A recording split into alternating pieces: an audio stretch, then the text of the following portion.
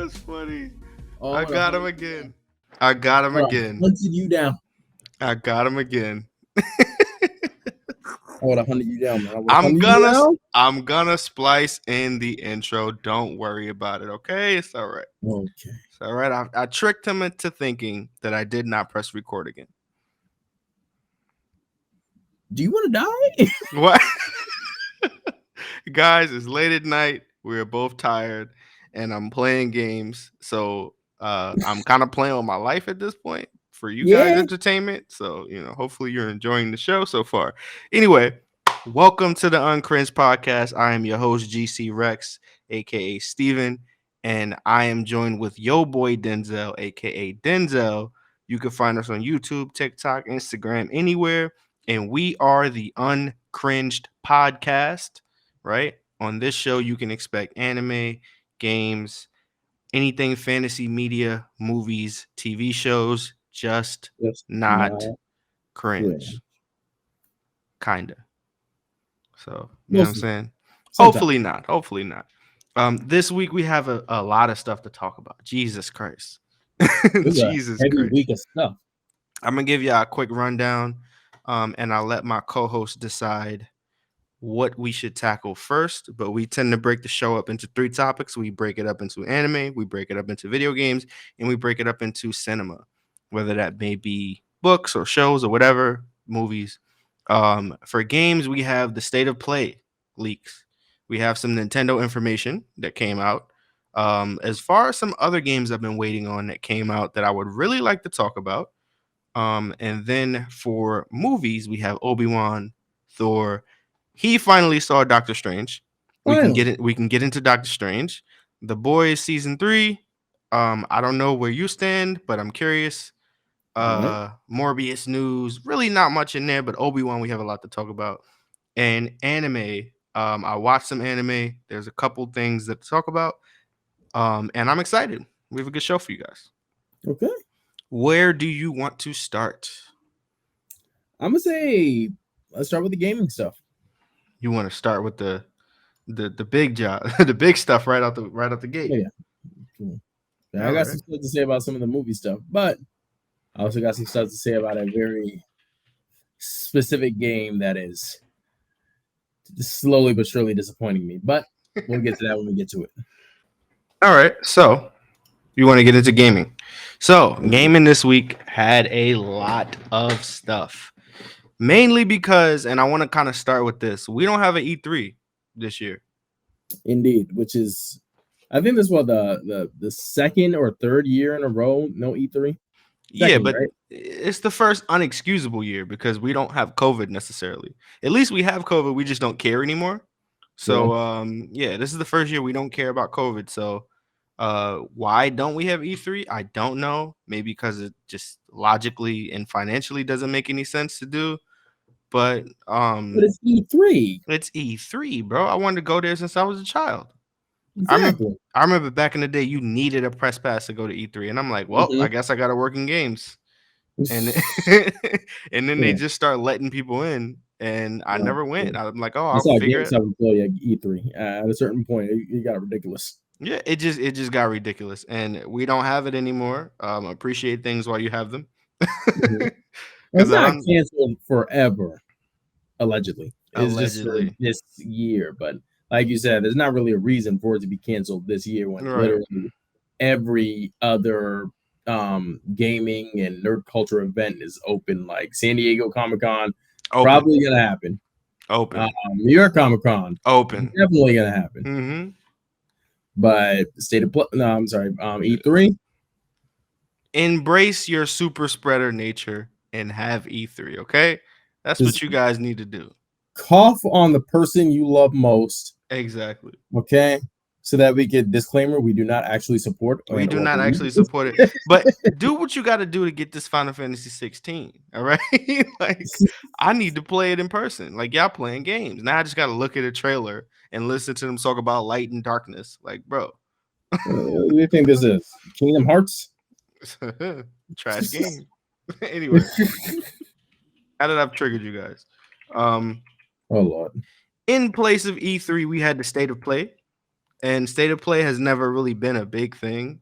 I remember, I think it was last year, they had one that was basically a glorified UE5 or Unreal Engine 5 tech demo where they were just talking about, oh, look, guys, the PlayStation 5 loads so fast.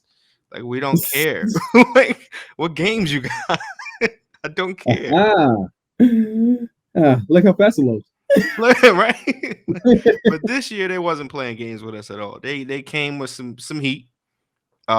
We could get into these individually if you're interested, but I'll let you take that first. Let me run through the list of what I thought was interesting. Street Fighter 6, right, came out. That's going to be a big deal. Resident Evil 4 is getting an official remake. Final Fantasy 16 got announced. It got a soft release date. No Kingdom Hearts news, which was weird. We have a game that's Dead Space-esque called Callisto Protocol, Sonic Frontiers. And that's pretty much it for the State of Play. Yeah. I was excited for Street Fighter 6 a lot. Resident Evil 4 is arguably my favorite Resident Evil, tied with 2. So naturally, I was excited about that. Big Final Fantasy guy, love it. Excited about that. I was eating. I'm chilling off this. I'm good this year. Anything interest you on that list? Any blue hedgehogs? Let's see. Well, let's go down the list. Let's go. Oh, okay. All right. Street Fighter 6, it's looking good. Not really a huge fighter fan. We could tackle that first. Let me pull up some. I got some receipts for this one. Because when I go on my rant, I want there to not be any other topics after that. Okay. You see that right there, right? Jesus Christ, Zangief, shave. So Street Fighter 6 had a trailer, right? Indeed. And it did not have any of these characters. What they are doing, and I haven't heard anybody say this so far. All right, Street Fighter 6 trailer looked very good. We've seen a little bit of it at Evo. People were making fun of it because the aspect ratio was really weird. So Ryu looked wide as hell. So it's been, like Ben Swallow. Yeah, he looked like thick Ryu. That's what they was calling. So it looks good, but what I noticed about the trailer is it looks kind of 2K-ish. NBA 2K-ish in terms. I think they might go down the route of, you can make your own fighter, or you can kind of work your way up in some way and build your own thing. I'm not sure. That's what I thought watching the trailer because it looked really interesting that way. The mechanics look good. It looks like a good Street Fighter game. People have been complaining in the past couple years for the last 2 installments, but this one looks good from the gate. I thought they were going to do some creative player shit, which looked weird, but the leaks don't necessarily look that way. So basically the whole goddamn roster leaked right after the trailer. While people were looking in the background and blowing up everything, people were Jason Bourning it. They were like, look in the background, blow that up. Is that Cammy? Confirmed. People were doing that shit, right? As people were doing that, enhance. As they were breaking it down and getting us legitimate things to think about, the whole goddamn shit just leaked, right? And this is the list of all the characters that are confirmed. There are more characters as well, but this is just like the original dudes and the original designs. You don't play Street Fighter, so you don't necessarily care, but I know of these characters. Right. So one of my favorite characters is Ken. Ken is one of my favorite characters, right? But Ken, right? Palette swap Ryu. He's palette swap Ryu with a different backstory, right? Ryu is the world warrior. He travels around looking for a fight and looking to get stronger. Ken is rich American guy with a wife and kids who is just, he's basically Street Fighter's version of Hercule, right? But if you mix Hercule and Vegeta into one person, that's Ken, right? So I like Ken. Lord. But allegedly, this version of Ken is like piece of shit Ken. This is like Ken that lost his everything. This is Ken that has a dog. Yeah, this is Ken, and the rumor is his wife divorced him. He lost the kid. He lost the car. He lost all his money. And, and this is Hobo Ken. This is Ken going through something in his life. This is the version of Ken that definitely put a hole through some drywall in his apartment. I told you I got dirty. Damn. Why you gotta fight with me at cheesecake? This is that Ken, okay?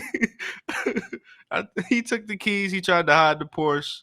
Like, this is the Ken that was going through some serious shit, right? This Ken has several domestic abuse phone calls to 911 on his record. Ken hates feminism. You could just tell, right? Oh, yeah, look at that scowl. The fact that he has to share the lineup with women.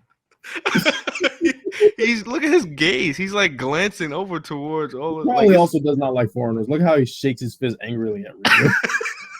He refused to look at the people behind him. So this is radical Ken. This is what I'm calling him. I don't care what nobody says. This is NRA Ken. This is far right Ken, right? So, can you claim your voter fraud? Sure you can.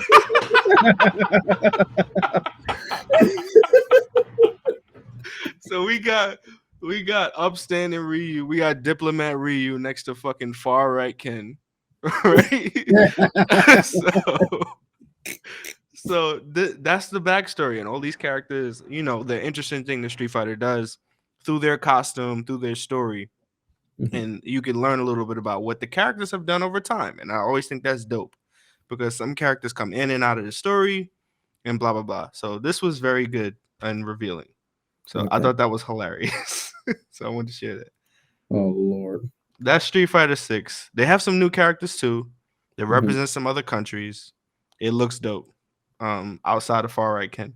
But Resident Evil 4 remake looks good. Kenanon. Like QAnon. Kenanon. Yeah, I'm telling you, bro. That shit is funny. All right, so Resident Evil 4 remake. I have nothing to say about that. What about you? I mean, it's kind of expected at this point. Yeah, same. I just don't want them to mess it up. I don't like of all the remakes that they brought out. I feel like this is the one that they have the least amount of ability to screw up. This came after they had already, like said, screw it with the tank controls. Right. So they literally just have to take RE4, put some good graphics on it, polish it up a little bit, boom, money. Nice. That's facts. And this isn't even really a surprise announcement because like they've had like this nice little flow with how they've been making these. Let's see, remake, new game, remake, new game. They did find a flow. That's correct. That's correct. I can't even get mad at them for going back to the well because every time they do, they then like jump on top of a new game on top of it. Like they had Resident Evil 7 Biohazard, then they did RE2, then they had Resident Evil 8, then RE3, or maybe it switched around a bit, but you can see this one coming, and it's the one that I feel like they have the least amount of work to do with. Right. So, you know, it's a good announcement. It's fun. Yeah. I'm not gonna lie. This is hitting the weird point for me because we're damn near 30. Some of us are in this podcast. I'll throw something at you, but yes, I had a birthday as of last week. I am officially 30 years old. No one celebrates 30. My back. 30 is like the prequel for your funeral, all right? That's the first. Oh my God. This man said that's like the beginning of the This old. 30 is the prequel to my funeral. You're old, bro. You're Jesus old. Christ! I wonder if that's how George Lucas felt. Listen, I'm gonna talk my shit for these next 2 months before I get 30. Until you hit 30 yourself, boy. And then I'm gonna ask everybody, listen, all right, calm down, young boy. You're sitting there like, how old is 30 really? How old is 30 really? 30 is the new 20. I can't wait to get that off. Bro, listen, all right. The day you turn 30 on this podcast, I'm bringing a gigantic industrial size tube of Bengay. No, absolutely not. Absolutely not. Because you're gonna need it. You have life insurance, by the way. You should start thinking about it now. Anyway. On to this. I have the next thing I wanted to show you, Final Fantasy 16 trailer. I'm curious to see what you think as someone that doesn't like Final Fantasy. I'm sure that would be hilarious. So let me clue you in, all right? This game basically has summons as like raid bosses. So Final Fantasy does this thing in which there are a bunch of games and none of them are correlated with each other. But the world has a lot of things that correlate, like summons, like chocobos, like moguls or moogles or whatever you want to call them, like Phoenix Downs and shit like that. So the same summons are in every Final Fantasy game. This game kind of has the summons as like big ass raid bosses, and I don't know if they're making them a big part of the story now. The summons, that's never happened before. Well, I have a theory based on somebody who's never played Final Fantasy, so this might be absolute nonsense. This is gonna be hilarious. Indeed. Good. So you said that usually these things seem like they're generic throwing futuristic-y types of things where there's like similar technologies and whatnot. And this is the first one where it seems like it's like some Middle Earth Dungeons and Dragons type setting, right? Yes. All right, and the summons are all raid bosses now, rather than what they would usually be, which is just like a throw in. Something that your character uses in order to like win fights, right? Exactly. Okay, so this is my theory, all right, and this is a Uncringed Podcast exclusive. Okay. All right, this game is set in the past, and this is going to tell the story of how these summons became beholden to the whims of humanity. Holy shit, I think you might have just did something right there. Pay me. Pay me. I kind of want that. Pay me. Wait. I kind of want that to be the case. When this game comes out and me, the non-Final Fantasy fan, has guessed the entirety of the plot, I want Square Enix to pay me to write the next game. Because apparently, I'm on your wavelength. Wait a minute. You might have just did something right now. Hold on. Because no, so hold on. So they brought back Valifor, they brought back Ramu, they brought back Bahamut. Bahamut is like the big one. I don't know why you're speaking in tongues. They brought Odin in.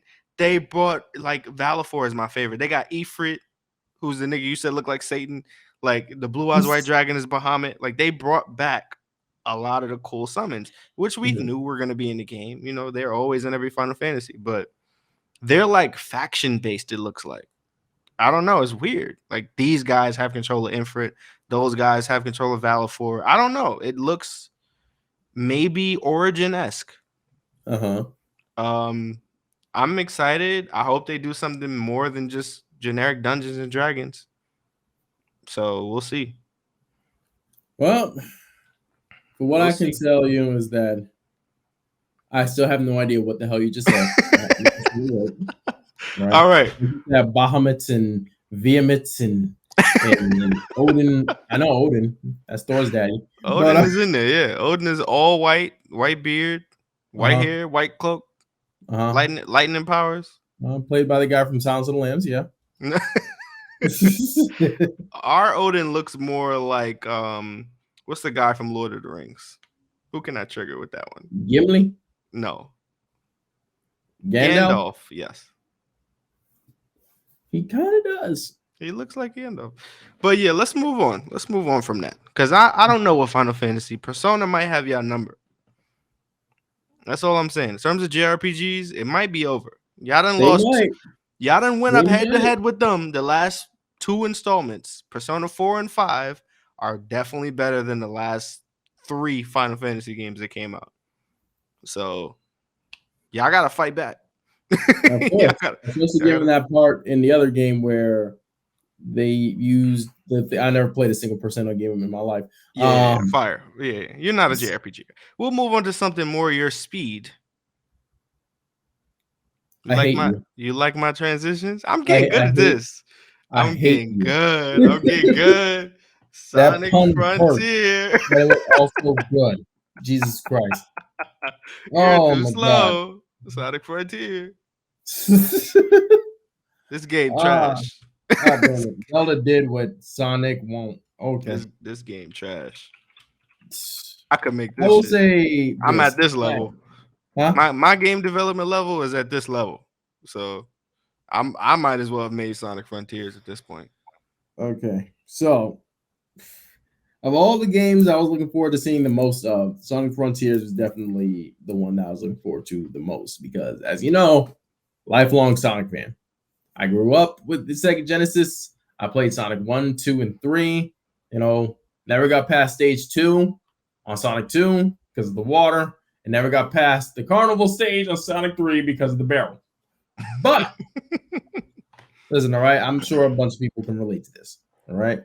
And I was looking forward to this because, you know, Sonic tends to have these little peaks and valleys when it comes to its quality. Ha! Pun! Okay, awesome. So, instead of him curling up into a ball and hitting the enemy like normal, they have it so that when he connects with a homing attack, he goes into like a combo. Like he'll start punching and kicking. Problem is that the animations for these punches and kicks seem A, unfinished, and B, half of them aren't connecting with the thing he's supposed to be hitting. Right. There's not flush. Right. It's like clearly hitting a hitbox that's not flush on the model. Which, like, Jesus Christ, like, look at this. What is he hitting? What did he hit? People said this is Sonic 06. Oh my god. And and don't get me started on the world itself. Like, this was a combat that this is the most empty world I've ever seen. But can we be let's be fair though. This is my problem. If this was a brand new game that I've never heard of, I might be like, if this was like an indie team, I'm like, oh, this is really interesting. Look at the movement. He's moving fast. This is interesting characters. I'm going to cut them a lot of slack, right?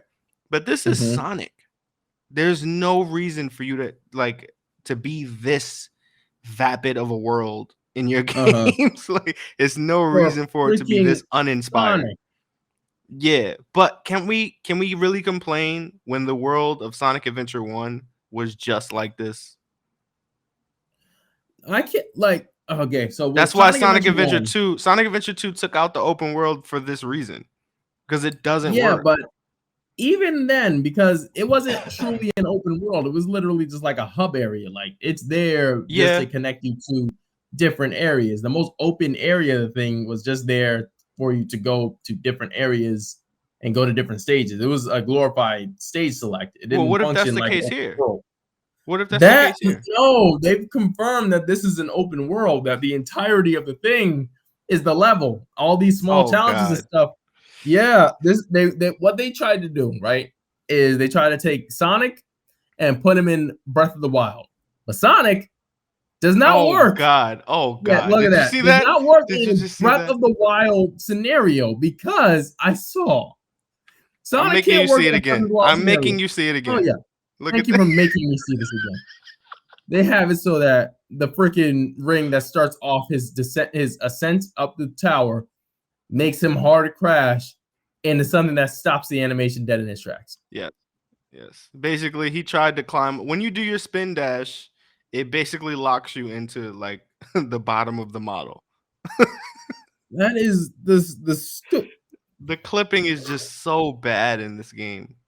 And you know what? As a developer, someone learning this, I understand full well when things go fast, things fuck up. I get that. I get how hard that is because there's so many times I'm like, yeah, this is a cool mechanic I just put in the game. Let me make him go faster. And then he goes through a fucking wall. And I'm like, oh, that's how Sonic 06 happened. I get it. Let me make him slow and make it like Dark Souls now so nothing clips. I get it. But if I had millions of dollars, if I had millions of dollars in a college education in game design, I don't think I would have that problem. And that's the reason why the second they said, like, when I saw the first trailer and it was like, oh, Sonic in this brand new adventure, I was like, okay, cool, it's a new Sonic game. Mm-hmm. When they announced that it was open world, that's where the panic set in, because Sonic, by nature, by his design of his character, cannot work in an open world setting. Right. He is a speedy platformer. He's not like Zelda. I mean, he's not like Link, who can like traverses different areas no matter what the game is. What's it called? It's always based on like open exploration and stuff like that. Sonic has exploration, but that's never the the main gimmick. Exactly. It's never the main gimmick. He's a platform, a high-speed platform character. That's what his skill set is. I think that I agree with you, and I'm someone that never really liked Sonic that much, even in 2D form. Sonic has always been a casualty of the jump from 2D to 3D, because you're taking an object that goes from left to right and you're making him go in all directions fast, and that is not always fun and understandable and readable, and it's always been difficult. And the only time they got close to doing that well was Sonic Adventure 2, when you made it level based. And you kind of made it short, sweet instances, and you gave me a lot of variety so I didn't get bored or see the flaws. That's where Sonic does its best job, is give me a short and sweet thing, not a long-ass open world of the same boring shit. This is exactly what doesn't work about Sonic.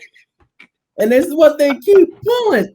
Every single time they get a good formula, Sega decides to change up the recipe. Every single freaking time. Generation style was good. Then the next game they had him running around in like Mario Galaxy type crap on Sonic Lost World.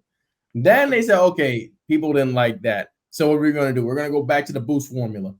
But instead, we're also going to add a creative character for absolutely no reason. And also we're going to put classic Sonic in it for absolutely no reason again. And then also we're going to scrap all that in the next game. And now we're open world. And they're still using the boost gameplay, which cannot work in an open world. That gameplay needs there for pitch perfect level design. Oh my God. Oh Jesus. Listen, I get it. I really loved that. Okay, so a little while ago, Kirby released on the Switch, right? And this was Kirby's first 3D game. And I don't know if you guys know this. Kirby is made by the same developer who makes Super Smash Brothers, Sakurai. I think he was a part of this, but not the main. And the thing is, I mentioned that because Sakurai for years has been taking characters in other games and putting them together and making them resemble themselves in Super Smash Brothers. He'll take a Tekken character and make their combo system work with Smash Brothers. He'll take Kingdom Hearts and make him resemble Smash Brothers. It's a skill at that point, right? And they did it again with Kirby, where Kirby's 2D copy abilities and the cuteness of the characters, the fun of the open world or whatever, they translated to 3D really well. And they did a dev diary about it. And they talked about how a lot of games fail on that transition and how some games just aren't fun in 3D that are supposed to be in 2D. Right. And I think Sonic low-key might be in that mix. I don't know. Unless you do Sonic Adventure, I don't think you should do Sonic at all in 3D. You should do, I think Metroid is a good example of that too. Metroid Prime to me is cool, but it's not as good as 2D Metroid. Yeah, it's not as good as 2D Metroid. I don't care what nobody says. I think Sonic works best when he's in 2D. Like that, that's where they have all the kinks ironed out. They had a formula, they perfected it in the second game, they mastered it in the third game, and every single time they go back to that well with that game design philosophy in mind, it's always a smash hit. Sonic Mania is probably one of the best Sonic games I played in the past decade. I haven't played it. Do you think it's worth it, honestly? Sonic Mania is definitely worth it. Okay. If you need if you ever wanted to experience why people like myself love Sonic so much. What's it going? Why it was like a big part of childhood and why this sucks to look at. Sonic Mania is where it's like a nice little amalgam of everything that's good about Sonic and one of the best designed 2D platformers I played in the past decade. Okay. So that's glowing praise. I mean, listen, I hope Sonic finds their way to AAA in 2D. I think Metroid is doing a good job of doing that, but that's the next challenge for them. It's possible, but the way they're doing shit now is just not working. Hire some new talent. Yeah. They can still salvage this game because open world Sonic sounds good. It can be salvaged. It sounds good on paper, but it's really hard to develop. It sounds great. Unfortunately, in order for that to even work, like how they wanted to, I've seen fan projects that nail an open world Sonic design. Like there's this something. Matter of fact, you can pull this up. It's called Sonic Utopia. See if you can't find a clip of it on YouTube. Let's see. So you think that you've seen an open world work or just 3D Sonic work? 3D, what's it called? 3D Sonic, I've seen work in Sonic Generations, Sonic Adventure 2. I've seen it work. Sonic. You need the sound on this one? You need sound on this? You need sound on this or no? Not really. Okay. So Sonic in 3D can work. It's just a matter of if they're trying something new or they're trying to like flesh out a system that they've already figured out. Right. The boost formula from Unleashed. Oh, this looks fucking great. Yeah. Oh my god. Yeah. And right? You know what? Okay, so in some of the little game developer chats I follow on Twitter or whatever, there was a guy talking about he went viral on Twitter. He was like, "Listen, I just fixed Sonic Frontier and I added momentum to the game. This should be so easy to do. Why can't y'all just do this?" And he went viral because everybody's like, "Sonic Team, hire this motherfucker!" Like, what? That's the thing. Sonic Team doesn't feel like they can make Sonic games. Oh my god, this is mad fun. Right. Like, look at the way he's running. Look at the way he's running. Yeah, I see. This is designed so well, so tight, and it is. It feels it's an open world, but it feels like a concise level that takes into account the fact that you're playing Green Hill Zone too. Oh yeah. Shit! Yo, give me Cheo Gardens and like 3 other zones, and I'm $60. $60. Listen, all right, I will pay for this in a heartbeat. If this wasn't an unofficial Sonic project, I'll pay for this thing cold hard cash in a heartbeat. Hey, listen, man. The thing about One Piece is my favorite, so I don't mind unofficial Oh stuff. my god, no, Steven. No, we don't condone pirating on this show. I'm king of the pirates out this bitch. Monkey Steven. I don't care. This is a good game, all right? This is why pirating and unofficial things are good, all right? Like this, for some reason, I'm not sure what happened to Sonic Team in between generations and whatever the hell's been going on in Sonic freaking Boom. But the best game that Sonic has had, the absolute best game that Sonic has had is Sonic Mania. And plot twist, that wasn't even made by Sonic Team. That was made. Yeah. That was made by pretty much like fans that Sonic Team paid to make the game. Right. I know about that. Yeah. I know some of I don't know any of these people. I'm saying I follow some of the people that worked on the art on that game. So I was aware that the game came out and it was made by fans, and that's pretty much what saved it. But this game right here looks absolutely gorgeous. It's got an entire other level theme baked into the open world. He hasn't needed to stop moving one time. That's momentum-based gameplay. That is what I thought they were going to do when I heard about. Is he charging the spin deck? What? Imagine just give me different costumes. This is like classic Sonic. One animation is better than Frontiers. It's embarrassing at this point. It's embarrassing. Is it ego, you think? Like, or they just don't give a fuck? Like, why would you not just look at this and be like, yo, cease and desist, right? And you know that meme where you look at somebody like this with the wallet, you like listen, I hit you with a cease and desist, but please continue and please continue. It's a pride thing. What else could it be? Because if it was a pride thing, Sonic Mania would never got made because Christian Whitehead is not a Sega or Sonic Team employee. Mm-hmm. He's a guy who made a really good mod of a Sonic game, and Sonic Team saw and was like, "Oh, yo, you did a really good job. You want to take a crack at making an official port?" Then he ported Sonic Adventure 2 over. So is it that this didn't get? Hold on, I have to do this. I have to do a side by side. I have to do it. This is for research purposes. Sonic Frontiers side by side with Sonic Utopia mod. Hey kids, you want to play a game? Can you tell which one of these is the official Sega release AAA game? And which one is a buggy mess?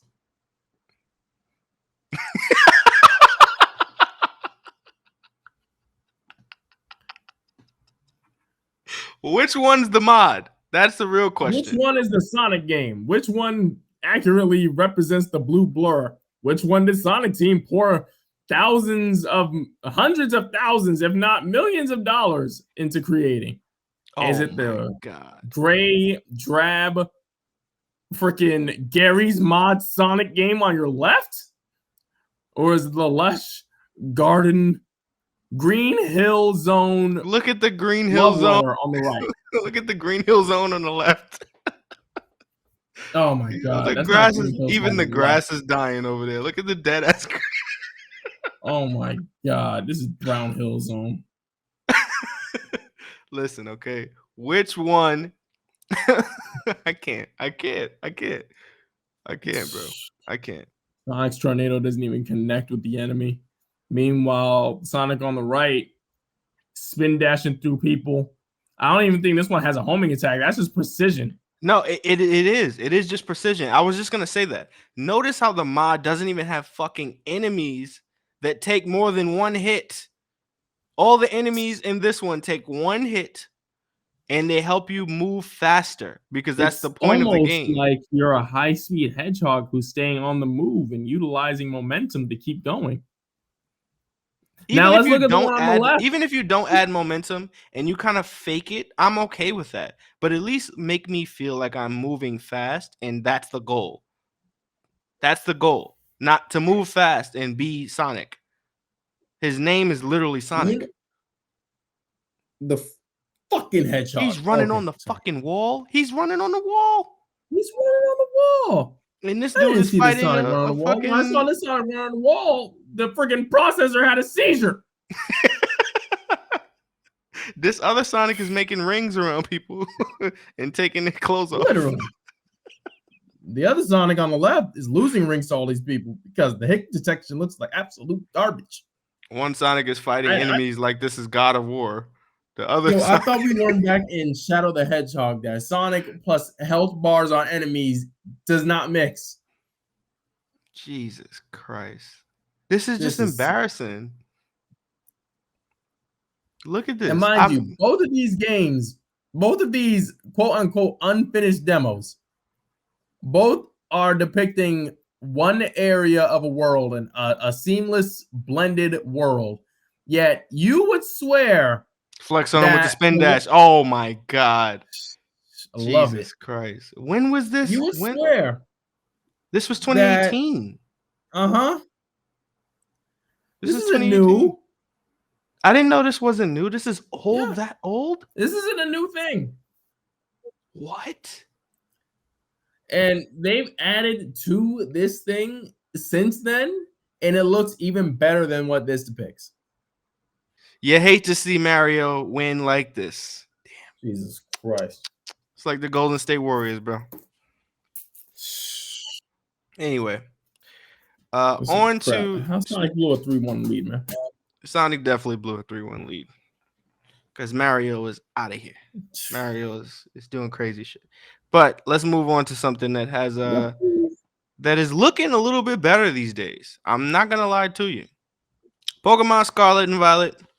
They keep finding things to name these damn games. Why is Child running around the Hoochie Daddy swords? He definitely got hoochie daddy shorts on. But listen, they got some hoochie daddies in this game. They wilding right now. They wilding.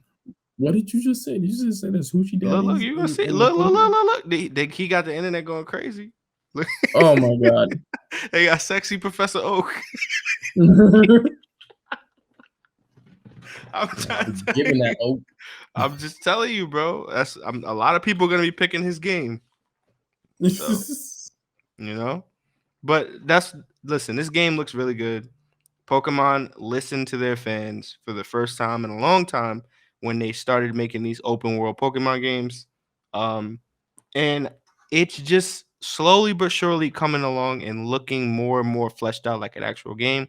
It's still the same formula, yes, but they are improving upon it. And I probably will buy this too. I bought Sword and Shield. It wasn't the greatest. I enjoyed it, but this one, Pokemon is always a chance to just relive my childhood.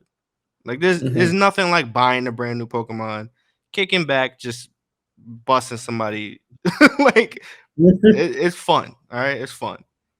Put the game down. I'm done. But this game looks like it's actually going to be a good RPG kind of. So that's my thoughts on it. Yeah, that's my thoughts on it. Pokemon look cool this time around. No designs that look crazy like Klefki or anything like that. So, Pokemon doing something good. Oh, you get to beat up small children? This is a day one buy for me now. Yeah. You seen that? He ran up on that child. You get to go up to a very small child and beat up his He just ran up on him. Ran up on him and beat his Pokemon up. Look at him. Pokemon is just bullying. Everything. He probably murdered that child's little pet. They have trading to Professor Oak's office. He's fresh out the office. No, I'm gonna be Pokemon High Cat. Then they got the legendaries. The legendaries look weird. This is the weirdest part. They both look like Yu-Gi-Oh! GX. Not GX. What's that weird one with the bikes? They both look like Yu-Gi-Oh! 5D monsters. They look like 5D monsters. Oh Lord. So I don't know. Weird. They kind of do. I could definitely see them niggas fighting Blue Eyes White Dragon right now. Sure. That thing looks like the Red Eyes. One of them looks like Slifer the Sky Dragon. Yeah, that's definitely Slifer on the left. And this is Obelisk on the right. So you see the release dates, Friday 18th, November 2022. So it's coming out relatively soon. These games are not difficult to make, clearly. So, but listen, I'm gonna play it. Let's wrap up games. That might be the first time I actually might pick up. This is the first time I might actually consider picking up a Pokemon game because that actually looks different enough that I might actually warrant a purchase. Oh yeah. You want to make this interesting? I'm not gonna Poke battle you. No, you have to Pokemon battle me. Let's make this interesting.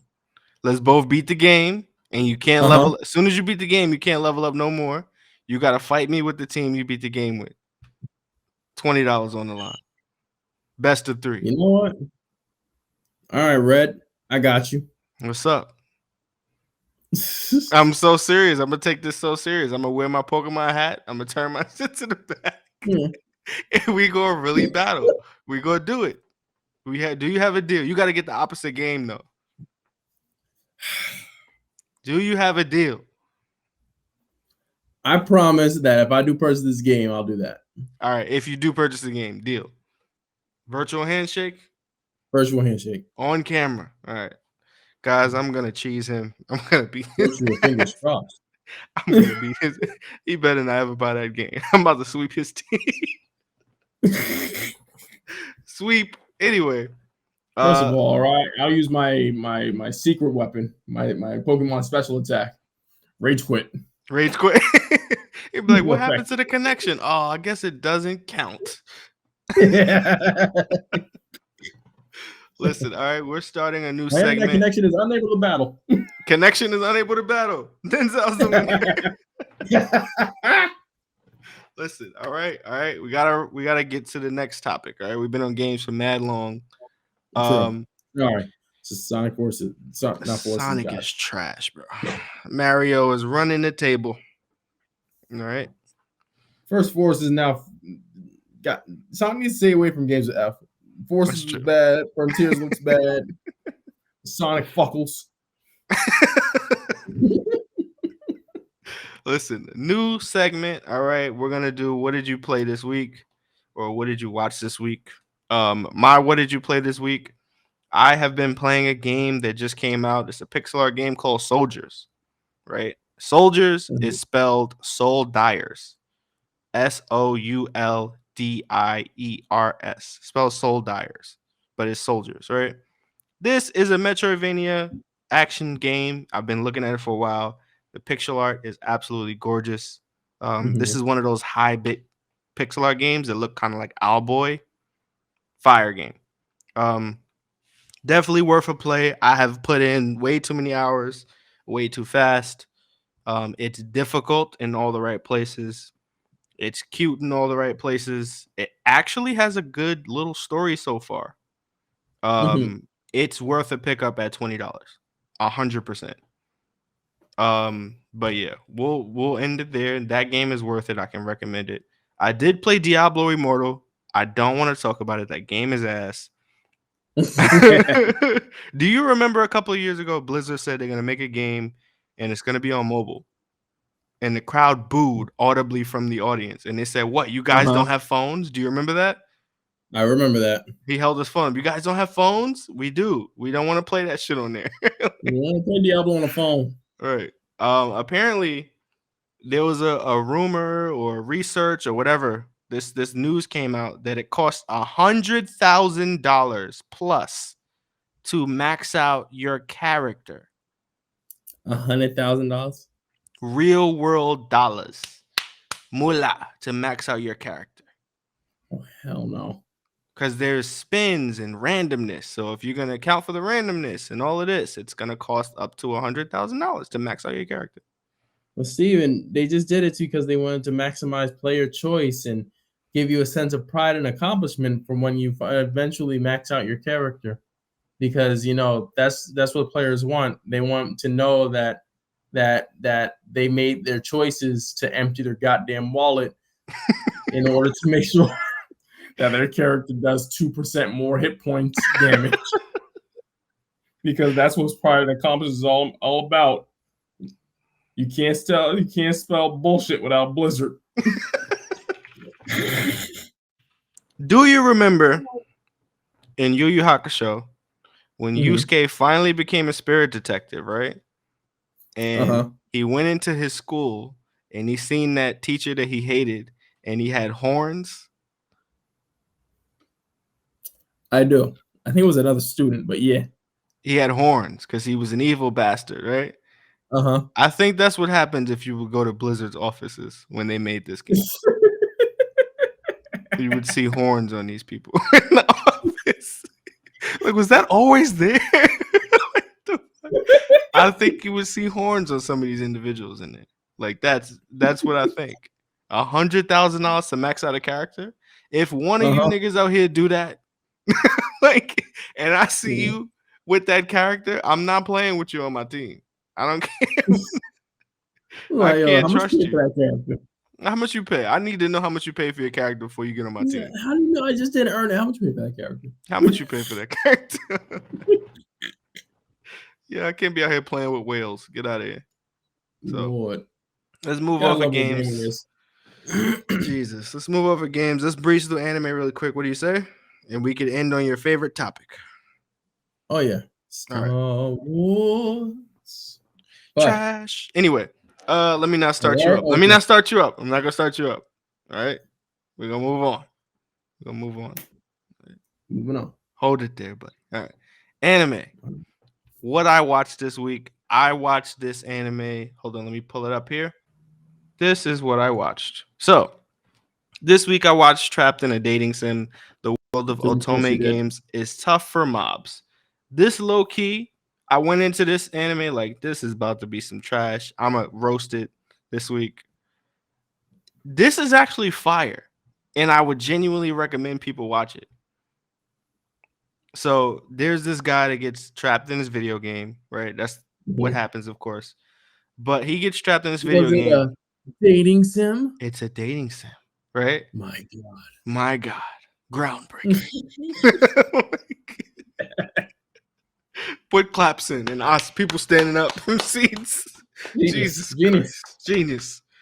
What's cool about this one is the main character hates dating sims. He hates all of the tropes that these shows tend to play on. So while he's in this world talking to these characters, he's like, this dumb bitch. he gets it. The main character gets it. So his choice, you're kind of supposed to live vicariously through him in that way. His choice is, if I'm going to be in this game world, NPCs tend to have a good life where nobody bothers them. So I'm just going to be an NPC. So that's what he chooses to do. I'm gonna just live on this farm and just have infinite money and food, and it just doesn't work out that way. There's some sort of he's played the video game, so he knows cheat codes, he knows ways around things, and he's like just cheesing his way through life in this mind-numbing video game. And he ends up getting wrapped up in the main plot, which he's trying to avoid. So anytime he sees the main characters or whatever, he's like, let me get the fuck out of here. Because I just want to be an NPC. I don't want to be involved. And he ends up wrapped up involved in the story, even though he's trying his hardest not to be. And it's actually hilarious. This is a good show.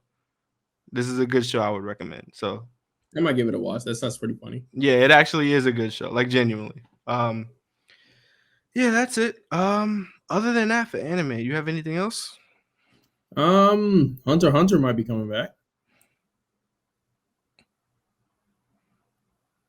Hunter. Maybe. Hunter. Jermaine. Hunter coming back? Gone Freaks? Tagashi. Greed Island. Chimera Ant. John Kent. They coming back. I gotta get my life together, bro. Like, I don't know. Yeah. Hunter x Hunter is coming back. We don't know when. We don't know how long. Apparently, there's a couple manuscripts floating around. Tagashi opened up a Twitter account and just posted, work in progress, like he a rapper. So he said that he has some stuff coming, and it's been confirmed to be his Twitter. It's confirmed to be true. So we have a couple chapters coming our way. Hopefully this lasts longer than a week.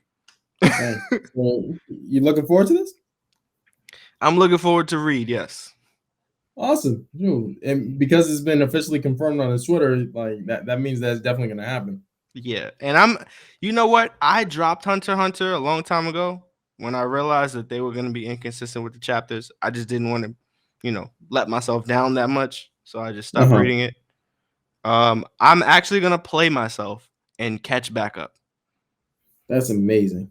I'm gonna catch back up like an idiot. You know what else was officially confirmed on somebody's Twitter that was supposed to happen? Did you ever listen to that J. Cole Kendrick Lamar album? Oh my god. Stevie? Yes. Yes. You made a J. Cole reference earlier, so you listened to the album before. Right? Black Friday, yes, I know about Black Friday. Yes. It happened. It happened. The album happened. Just like this challenge is gonna happen. It's all right. So catch up, get to the point that you left off on, and wait until they drop. It's gonna be good. It's gonna be great. I can't wait to see how the plot resolves itself. How Gon, Killua, and Kurapika, and Leorio. It's coming back. All right. Huh? It's coming back. At this point, Hunter x Hunter has worse track record than Jesus Christ himself. We don't know oh my god. Nor the hour. But it's coming back. So you said I'm the equivalent of an anime Jehovah's Witness right now? He's coming back. Nobody knows the day nor the hour, but Tagashi is coming back with chapters. All right? The good book will come back again. Oh my god.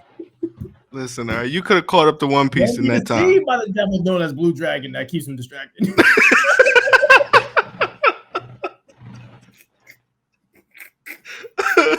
That Dragon Quest is just a quest for the devil, all right?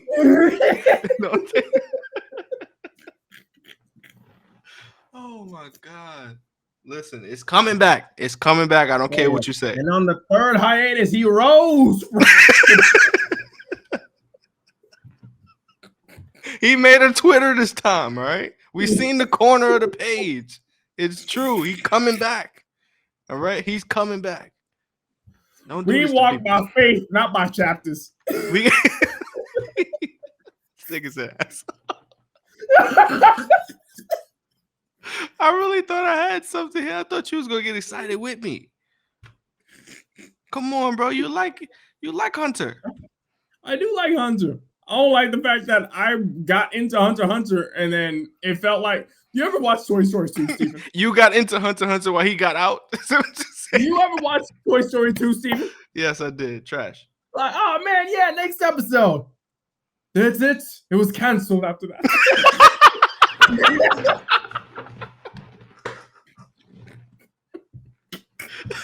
Listen, all right? Gosh, he's rounded. Come on and go on hiatus. God damn it. Why we roasted Tagashi, but he might not do it now that we roasted him. What? Man, or maybe he's a prideful man who will want to prove me wrong. What if he listens to the show and now you made him go back into his hole? Well, prove me wrong, Tagashi. Prove me wrong. All right. Otherwise, I'm going to find somebody who can edit that scene from Toy Story 2 with this dialogue. All right. So that's it for Tagashi hate. All right. There's a dude that I feel like this is important to mention. Okay. Because you could do this too. All right. I think you have this power within you. There's a gentleman, there's a French streamer. He went on stream and said, I'm going to read the entirety of One Piece in one stream.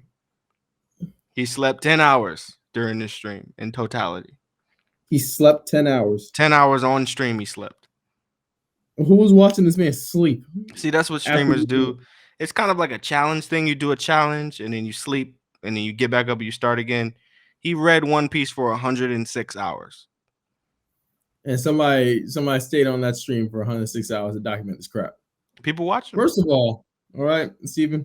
People watch them. I know what you're trying to do. What you're trying to say is that if he could do it in 106 hours nonstop, then with breaks, I could probably do it. In 365 days, yes. Yes. Okay. So here's the thing, Steven. All right. You know what the difference between me and the streamer is? What? A will to actually do that nonsense. Okay. You mean the will of D? Huh? D as in damn right I'm not doing this. Okay. All right. Listen, I tried. That's my weekly. I tried. All right. One Piece fans. Steven, if you ever heard me say, if you ever get a text message or a phone call from me that says I've decided to sit down and read One Piece in one shot, or that I've decided to take the next couple of months and just read through it, that means your life is in danger. Exactly. Call 911 because I'm at gunpoint and I'm about to be absolutely stabbed up by Beanie Baby worshiping cultists or something like that. Okay. It is code red. I'm watching One Piece and the Going Merry is my favorite ship ever. That's when you know that I'm about to die. Okay. All right. Speaking of things that are terrible. Like, see, my favorite character is Frankie. Like, okay, I'm selling the cops right now. Speaking of horrible opinions, right? What did you think of Obi-Wan? What, episode 3 or in total so far? In total so far. Let's give a nice little recap. Or do you want to go into Doctor Strange first? What's up? What do you want to do? I said we can hit Obi-Wan first. It's the freshest in my mind. You know what? We'll clear the deck. We're clearing the deck. We're gonna end on Obi-Wan today. All right. All right. You have the floor. What are your first thoughts on those 3 episodes? I thought episodes 1 through 3 of Obi-Wan were handled very, very well. I think every episode has been better than the last. I'm enjoying the character growth that they're giving Obi-Wan during this time of his life. I like Leia was all. I thought that was going to be an annoying aspect of the show. Like, hey, look, guys, it's young Leia. Like, but surprisingly, she's one of my favorite child characters in Star Wars at this point. Up until this point, my only other experience with a child Star Wars character was Anakin Skywalker. Great character. Episode 1. Amazing. Episode 1's Anakin Skywalker. Absolutely amazing. Yes. The one that says wizard. Yep. Okay. Yeah. So this is definitely the best child character I've experienced in Star Wars.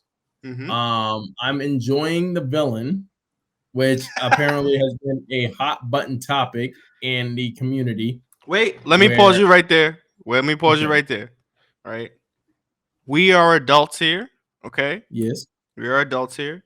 We obviously know racism is bad, and harassing people that are just doing their job in a passion project and having a great time doing it do not deserve any negative criticism at all. Naturally. Especially death threats, especially racist remarks, and you guys are fucking weirdos. Exactly. Stop it. Please. So can we critique the show without being lumped in with the weirdos? Please, exactly. Let's all be adults. Talk about Star Wars on the internet, a bad name, okay? As it's been for years. 30-year-olds talking about Star Wars. Can you children get the hell out the way? All right? Now you may continue. Now, I've been enjoying the villain. I am not entirely sure on where her character is going to go, but as a villain, I don't like her, but in the way that you're not supposed to like the villain, where it's like, okay, I don't think she's redeemable. Yeah, I'm listening. Just remember you said it. Remember you said okay, I'm gonna say that. Don't worry. Listen, all right. Listen, I'm gonna tell you right now. If you're gonna go head to head with me on Star Wars, you bet. Yeah, make sure you pull up Wikipedia. No. I got notes that I wrote during the week because I'm coming for that ass. Okay, make sure. I got notes, boy. I got notes. Oh my god. Go ahead. A true fan would know everything on top of that. But Go ahead.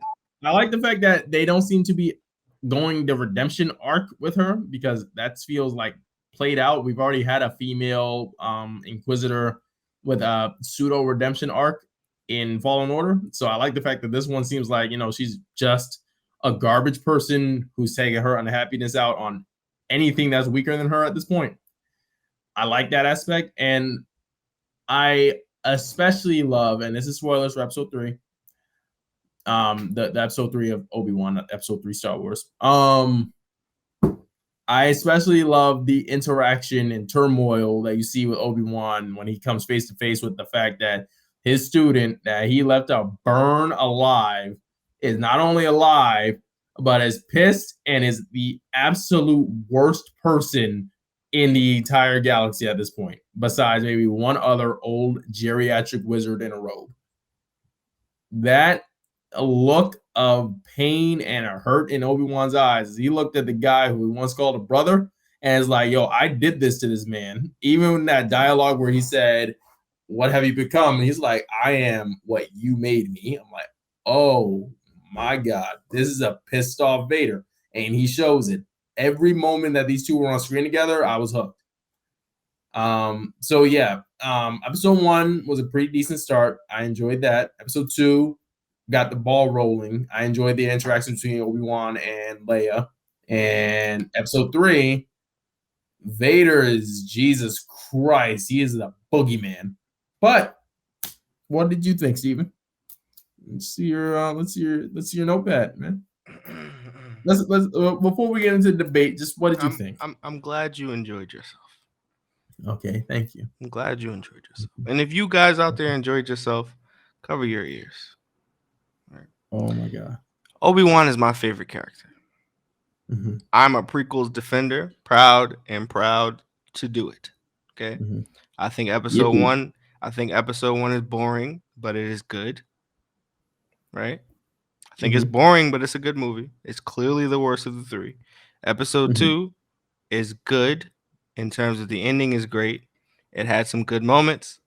Overall, it's a good film. Episode 2. I don't hate episode 2. I think episode 2 is on par with maybe A New Hope, in that A New Hope is also boring, right? But A New Hope is good. I think episode 2 and A New Hope are comparable. Mm-hmm. I would edge it out to A New Hope, but I don't hate episode 2. Mm-hmm. Episode 3 to me is the best Star Wars film. Hands down. Order 66 is the greatest thing that happened in Star Wars, next to I Am Your Father. Uh-huh. Right? Yoda versus Palpatine, Obi-Wan versus Anakin, all classic. You could say that, Empire Strikes Back is better, and I wouldn't be mad at that. But my personal favorite is absolutely 3. Unashamed. I think Grievous is dope. I love the prequels. Obi-Wan is my favorite Star Wars character. Okay. And I hate this damn show. Oh my God. Hate it. Now, I didn't hate it from the first episode. The first episode was decent. I was hooked.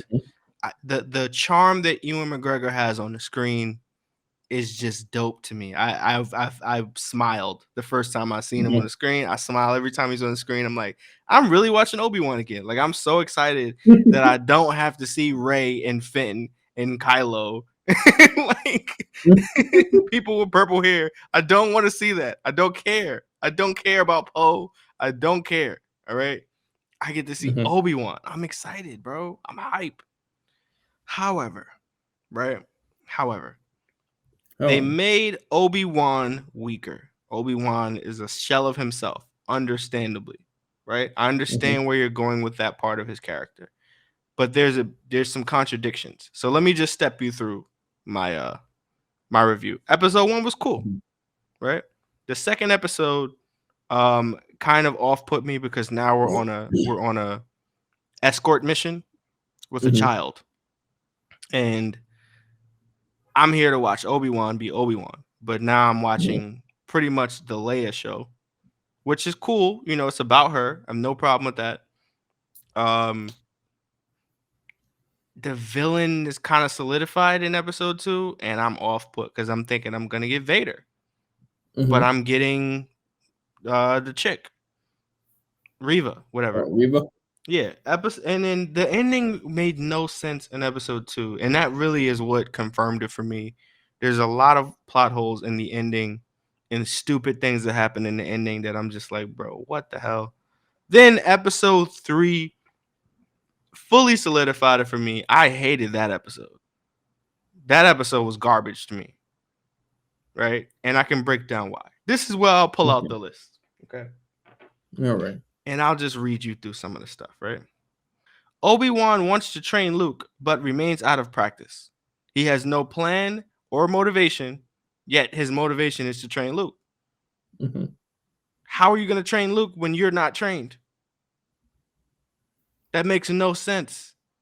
Who said he was out of practice or untrained? He's not. He hasn't used his lightsaber at all because he's out of practice. He's said that several times, that he's not a Jedi anymore, and I'm not this anymore, and I can't do that anymore. Okay, well, you can't do that anymore. Why do you want to train Luke? How are you going to train him when you're out of practice? That doesn't make any sense. So hold on. Let me go through this. I'm going to go through. Wait, hold on. I'm gonna make notes of your notes so I can rebut your notes. The probes droid scene in episode 3 makes no goddamn sense as well. None. Obi-Wan allows the probe droid to scan him, knowing that the probe droid is going to detect him because he was just told, we are looking for a Jedi. We are looking for a Jedi. But yet they're like, oh, come down here and scan. They scan him. It's a probe droid. Now the whole area is overrun by people. When you could have just killed them all from the beginning and dipped. But he allowed Leia, right, to lead him onto the man's ship when he knew better, right? So this is more escort mission nonsense that's just like nauseating to watch because it's like a buddy cop movie, but you're supposed to be the most competent Jedi. That doesn't make any sense to me. The probe droid scene made no sense. Obi-Wan continues to get saved in this series by other people, right? Again, You're supposed to be a Jedi. You're supposed to be one of the best Jedi. You keep getting saved by Imperials too, who's secretly aiding the Republic. And her reasoning is get this, she doesn't like what the Empire stands for anymore. Mm-hmm. Anymore? What did they used to stand for that made you like them? But now the Empire, they don't have chocolate no more. What is it that made you? They used to have decaf. I don't like the Empire. No. What is it that made you flip on the Empire? Her story makes no sense. She's writing things on the wall, and then on top of that, here's another one: the magic tunnel. Right? This one hut has a tunnel in it that is like the Jedi Underground Railroad. Right? So, oh my God, yes, the Jedi Underground Railroad. In the Jedi Underground Railroad, it takes you to something that you get on the ship and you get out and you successfully escape. Right? She's done this several times, blah, blah, blah, blah. Okay, cool. They go into the tunnel, right? Obi-Wan comes back because he senses Anakin, right? They follow him. Obi-Wan says, oh my God, I gotta go. And he leaves somewhere else, I guess, to stop Anakin or something, right? He leaves for no reason. It doesn't make any sense why he leaves, but he leaves. He could just go with them and get on the ship and the story would be over, but he leaves. They go down the tunnel. And for some reason, the Empire soldier gets told by Leia, go save him. Why would an Empire soldier save Obi-Wan a second time? Why? That doesn't make any sense. He said, take Leia away. Right? So then, okay, so she leaves the magic tunnel. She walks backwards. Leia continues on, right? As Leia continues on down the tunnel to get on the ship and escape, right? Reva somehow finds out, and Reva and this Empire soldier do not meet on this single tunnel. There's no run-in at all. Okay? So she goes by and goes and saves Obi-Wan. Reva enters the tunnel and somehow ends up in front of Leia on the other end of the tunnel. What is this fucking magic tunnel? This doesn't make it. Even if you were to tell me it had all these networks that go in different areas, how can Reva navigate them? Why would you leave the little girl in the tunnel by herself to navigate them if there are multiple angles? It just doesn't make any sense. It doesn't make any damn sense. And I didn't even get to the Anakin and Vader teleporting thing. They just teleported. And then that was the worst lightsaber fight scene I've ever seen. He's literally falling on the floor doing this. He didn't even try to fight him. I got a lot of notes. I got a lot of notes. It's terrible. It was terrible. Okay. Now, I respect your opinion. Yeah. As I respect yours. And people are allowed to like what they like because I'm not a goddamn weirdo. Of course. Because, it's not like you're about to get on Twitter and go to the actress's page or go to the director's page and be like, hey, Deborah Chow, you can't direct Star Wars. You piece of garbage. No, not at all. In fact, I wish everyone successful. I wish everyone success. I mean to say, you just personally did not like the episodes as presented, or the characters, because of what you perceive as, of course, for what you perceive as bad writing and plot holes. Correct. Okay. That being said, I do respect your opinion, what's it called, and far be it from I'll put it this way: even if you sat down and you broke down every single thing in the prequels of why this is this and why, because the Jedi Temple is built here, that's why yada yada yada, clouded vision and whatnot, I am 90% certain that I would still not like them because I don't like how the movies are made. Okay, fair. Which would be fair. So I'm not even gonna say that this is all an attempt to persuade you over to the we like Obi-Wan side. However, there are explanations for some of the things that you said. And break it down. Okay. And if I can adequately explain it and it adequately dismisses your issue, can we start with the magic tunnel, please? we can start with the magic tunnel. So I rewatched the episode mostly because you're a masochist. Was snapping children's necks. No problem. this guy.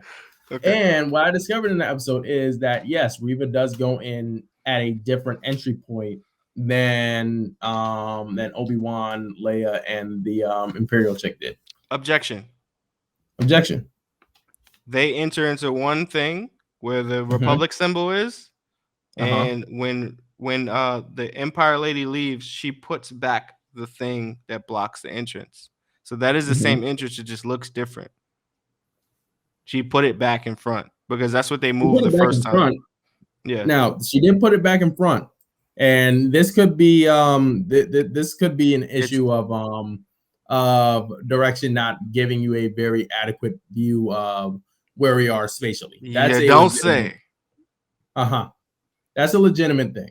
Mm-hmm. However, there are a couple of cues in the area that Reva's in that say that, hey, this is a different hut. It's a different area. Okay. Now, a different hut. A different hut, you said. Yes. It's a completely different hut. She went in through a different access point. That entire town probably has like several like getaway tunnels or whatever the hell. It's a mining town. She's the only one that knows about it though. Probably not, because as they established, this is a mining planet. This is a mining town. So those tunnels might not even be primarily for getting Jedi away. Okay. So finish your point. To be, they just happen to be connected enough to port that I'm assuming is also supposed to be utilized to take the stuff that's mined off world. So it was just convenient.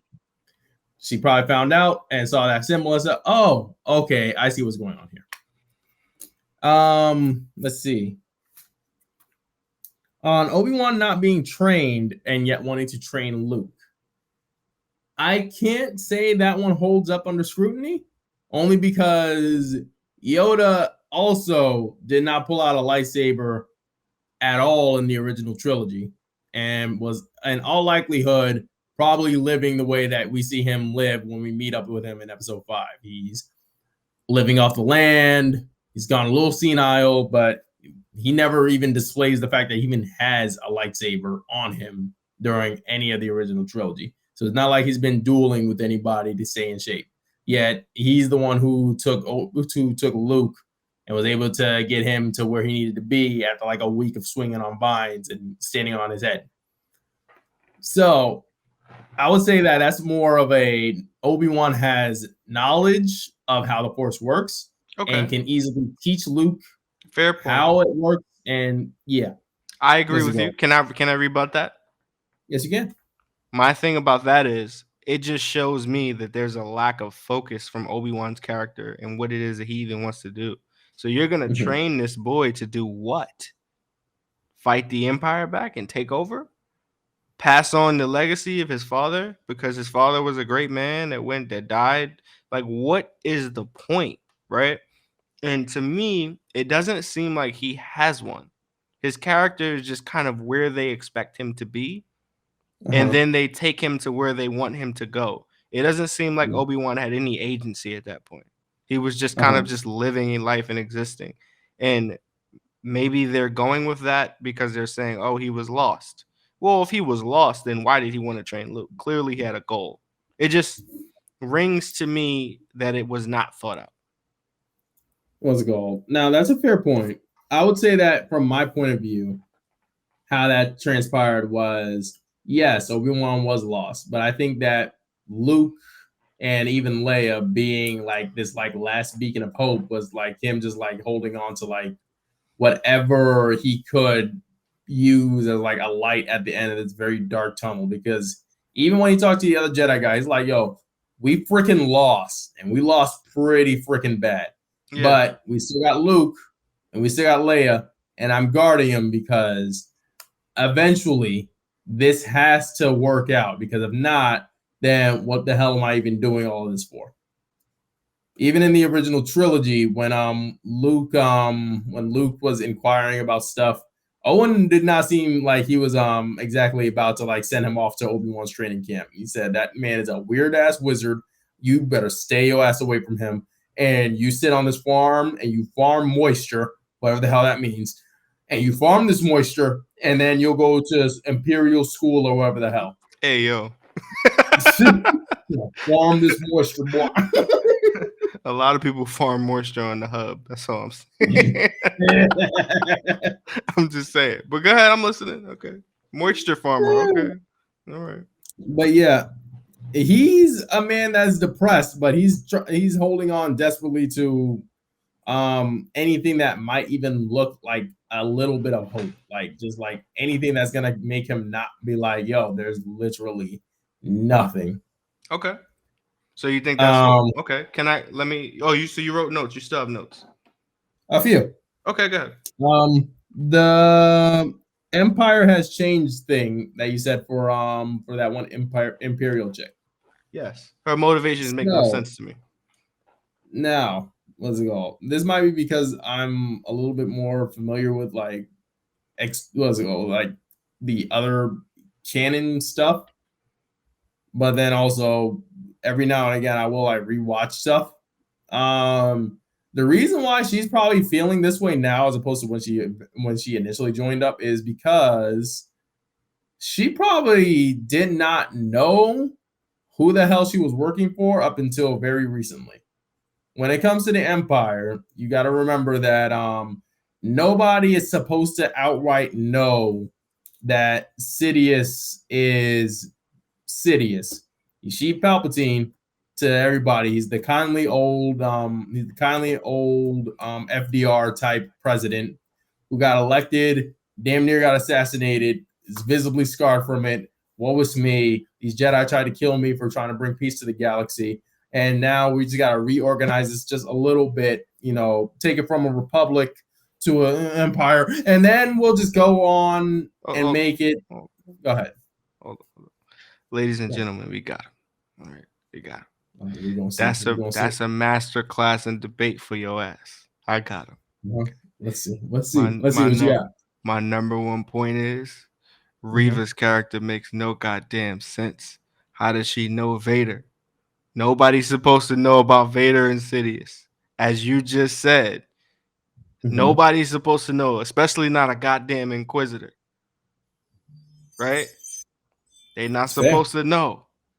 But these people talking to Vader like he just their homeboy, like he the boss at the job, right? Like he run with y'all. This doesn't make any sense. Then he's running through the village, right? This is supposed to be one of his first appearances, I'm guessing, or whatever. I don't care what excuse they want to use. He's too out in the open right now, and he's too close to these characters for it to make any sense.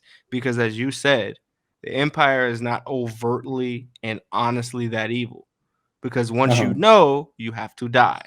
Or if you're close enough to know, see, in the beginning, Admiral, whatever his name was in the New Hope or whatever, these are the people that knew Vader, right? Oh, Tarkin. These people knew Vader. People are going to kill me for that. These are the people that knew Vader, not a goddamn Inquisitor. You don't know who that is. Right? And it's like, that's the problem, is that this whole thing just doesn't make any sense by your estimation. Now, I have a rebuttal for that. Got him, ladies and gentlemen. Oh, no, because your attack just activated my trap. So, Steven, in episode 1, we're showing a group of students that clearly escape Order 66. Yes. Escape. Oh, the youngling theory. Okay. Yes, the youngling theory. The reason why this theory holds weight is because every other Inquisitor has been confirmed to either been a Jedi or a survivor that got turned. In Fallen Order, the second sister is a former Padawan. And Rebels, the Grand Inquisitor used to be a Temple Guard. They're all usually, what's the word I'm looking for? They're all usually, you know what I'm trying to say. They're all usually affiliated. Yes. So yeah. Okay. As these are essentially broken Jedi at this point. These are guys that got taken, tortured. So your theory is that she knows Vader from the past, but Vader doesn't know that she knows. I mean, if he's off slaughtering people and she sees this guy's face and this is clearly this guy, then yeah. This doesn't hold weight because she had a literal conversation with Vader. She's not even supposed to know who that is. So for her to sit and have an actual conversation with him, that doesn't make any sense because chain of command, she would never talk. Vader would never talk to somebody that lowly because they're not even supposed to know about his existence necessarily. That's the problem. Now, here's the thing. The Inquisitors would normally answer to the Grand Inquisitor. But she killed him. She killed him, and or he's incapacitated, depending on how canon's going to work out. It's weak. And Vader is literally their next in command from there. And he has in the past told them directly, yo, this is what you're going to do, and this is how I want it done. And if you don't do it this way, your ass is grass. It's not out of character for him to interact. And it's especially not out of character for him to be like, and if you screw this up, I'm gonna murder your ass in probably the worst possible way you can think of. Okay. So let's wrap this. What is your full rating of the series so far? And what are your hopes for the series so far? I give it an 8 out of 10 for the first 3 episodes. Like, this here is like the prototype, very first version of what they tried to do with Luke in The Last Jedi. It's a broken guy who's shouldering all the responsibility for something that, quite honestly, probably wasn't his fault directly, but he feels like it was. Yeah, you just described every man in America. Just okay. That's probably why I relate to this guy. That's probably why I relate to what's called to old Luke and this version of Ben. It's like sometimes I wake up, I just be looking out the window. Dun, dun, dun. You just want to stare off into my 3 moons. Damn, it was goddamn moisture farm. I never get out of this goddamn. I never got this goddamn moisture farm. Listen, okay, so you think it's good so far. I like what they're doing with the character as well, but what's your number? 1 to 10? 8. I give it a 6 because of episode 3. I give it a 6 for episode 3. I think it's the weakest one, especially choreograph wise. The magic tunnel is inexcusable for me. There's nothing more that I hate than like things that are easy to explain that are not explained, because it just shows me you don't care. You're focusing on something else. So if you're going to show me a character just appear from one place to another, you could have made a small scene where he's like, he like looked that way. And then I'm like, oh, he looked that way and then went that way. Vader was just in the village. The next thing he just wasn't. Obi-Wan just looked through the glass and seen him. Then the next thing he just wasn't. It's like they just went to a random location at the same time together. There was no logic behind their movements at all. It just happened. This whole shit feels like a stage play. Like it just doesn't make any sense. On that, there was a flow of logic. Now, when Vader first goes into the village, there's a short pause while Obi-Wan's sitting freaking out like, "Yo, this is a monster." There's a short moment when the music pauses and you see Vader looking about. It's because at that moment you can see that Obi-Wan is visibly more terrified at that moment. It's because at that moment Vader knows for a fact Obi-Wan is here. It's not just a rumor. He's at the very least he's glimpsed him with the Force. He's like, nah, this man's here. I gotta drag him out. At that point, he starts killing off and choking random people because, like the Inquisitor said in the beginning of the show, they're easy to hunt. You start doing some damage to people around them, and you just wait because they can't deny their nature. At that point, that's not what happened. That is what happened. He was like, "Oh, you here?" No. Obi-Wan didn't come out. Obi-Wan went to some random spot in the desert. Yeah, to lure him away because that's what Vader wanted. What's it called? Vader peeped him. Obi-Wan ran off. Vader sensed that this man is gone. He looked up. He saw which way he had gone off to. And then while he was no. See, this is what I mean. I hate that. He saw which way this man is going off to. First of all, this series is so disrespectful with people just finding shit. Okay? She just found what dock number they were at. They just found what planet and what village at what time at what area and what hut and what tunnel they was at. They explain how they get to these points. People just find things randomly so easily because you want the characters to be together doesn't mean that they should be. You have to make it make logical sense. Obi-Wan left the village by just leaving out the front door. How did he leave the little hut? How? And then he left the hut and got somewhere else. He's a Jedi now, right? But when he's on the ship with 2 stormtroopers that are probe scanning him, I'm not a Jedi. It's trash, bro. It's weak. It's weak. He wasn't sure if he can beat them, but they're all alternatives to fighting. It's weak. It's weak. This ain't hitting. I need something stronger. This ain't hitting. I need something stronger. I give it a 6. If you take out episode 3, I give it a 7. Dang. You take out episode 2, I give it an 8. What the hell? It went down 1 point every episode. Episode 1 was the weakest one. No, episode 1 was the strongest one. Episode 3 was the weakest one. Oh dang! I think we're destined to have opposite opinions on Star Wars for the rest of our lives. Listen, you like garbage. That's not my problem. Okay. All right, ladies and gentlemen. Before we argue for another 30 minutes. Indeed, because we've been on this for a minute. God damn. Anytime it's Star Wars related, we go on for another extra hour. That's because you don't understand. Like, you're like a Sith. You know that? You're hard-headed. You're stubborn. You're a Sith. That's the problem. You need to come on over to the Jedi, man. Steven, you're overly critical. You don't listen. It's not fair. This guy. Thank you, ladies and gentlemen, for listening to the Uncringed Podcast. This has been a long episode. We covered a lot this week. Indeed. There's still more to talk about, and there still will be more Star Wars arguments. And we hope you enjoy. We'll turn this into a Star Wars centric podcast.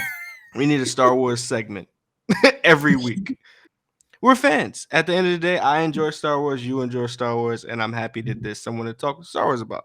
I don't hate people that think differently than me. I would love to argue with you about it, but that's where it stays. Just for a good old fashioned friendly debate. It's a show about space wizards that fight against cartoonishly evil people with a laser that blows up planets.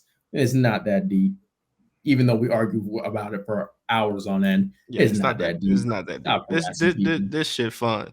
So, all right, guys, it's 2 a.m. We out of here. We'll see y'all next week. Sunday. Peace. Later.